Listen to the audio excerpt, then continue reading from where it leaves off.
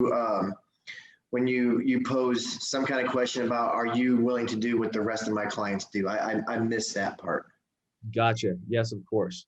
I like to address the number one objection up front right when I sit down, and that is, think about it, right? That's the number one for everybody. So after I lay out the confines, I'm going to say, hey, Craig, once we are, most of my clients, when we go through and we find a product that they feel pretty confident in, they also feel confident in telling me to proceed or not proceed. Are you comfortable doing the same thing that the rest of my clients are doing? Gotcha. And then my follow-up question to that, I know I wanted to ask you, but you were so busy. It was, I can't remember his name now. He had a really good intro, and he said he likes to, if they're not going to be a buyer, he likes to be in and out in about 7 minutes or so. What is your way, not that you want to get out the door, but what is your way to stay productive if you go through your intro and these are folks that are not gonna buy? I got several different answers, and I'm trying to figure out what mine's going to be. In other words, if they answer that question, if they answer no, I'm going to think about it. That's not how I do business. I'm not buying anything today. How do you get yourself out the door being tactful? Being tactful. I see what you're saying. It doesn't happen a ton. At least I have found when you kind of set the table like that and you're pretty authoritative when you walk in, but of course I've had it as well.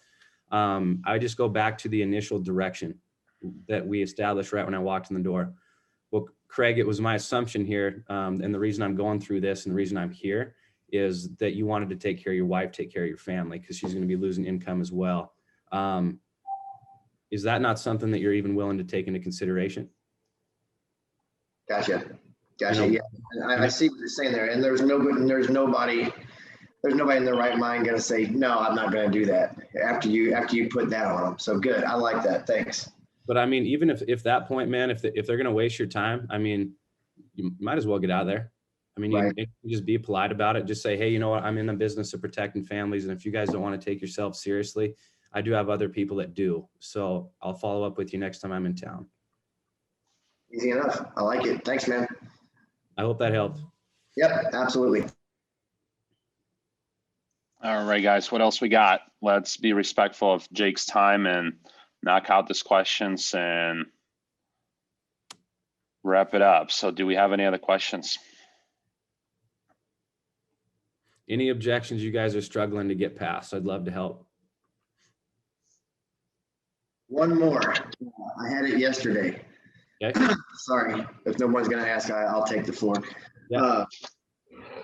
Old timer, country boy, and he flat out told me. Now I'm gonna digress for a minute. He wasn't going to qualify for anything, and what he did qualify with AIG ended up being too expensive. But he set the stage by saying, "Look, here's the deal. I don't do anything with electronic draft." And he even picked out a little cell phone that he had from years ago that doesn't work anymore. He said, "I don't use cell phones. I don't use computers. They're the devil, blah, blah, blah." He said, "The only way I do business is with a paper check. So when I do this, they'll send me a bill and I'll send them a paper check back."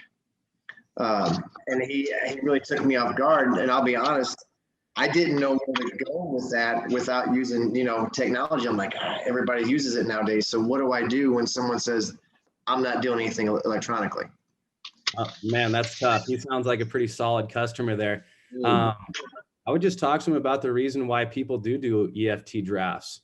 Hey, Craig, I know you're pretty set in your ways. I can see that. But just to let you know, if something does happen to you and you're in the hospital, are you going to be able to physically mail in a paper bill? I like that. So we're doing that for your protection there, Craig. So even if you are in the hospital and everything that you've paid up until this point is still there when it's needed, we don't want your policy lapse. And that's why we do this. It's actually for your protection. Good. That's awesome, dude. Because I couldn't think of anything that was going to benefit him. It was all the other way around. I was like, I sound like an idiot, So yeah, good one, man. Thanks a lot, Jake. Thank you. I would like to add a couple things here. So I've dealt with a client. It's a real story. Met with a guy who lived with his son in Northwest Indiana, like in a really small house. Had to live with his son because he didn't pay 2 months of health insurance in a row. His wife got sick. He lost his farm. He lost his 401k, lost everything to just pay the bills for his wife. It wasn't life insurance. It was health insurance that he missed a couple premiums on. Health insurance company declined all the claims. His farm was over 800,000, he had 500,000 401ks and stuff. So he lost it all and living with his son right now because his wife got really, really, really sick and he did not pay the bill on time. I think, Craig, if you use the story like that, they sell.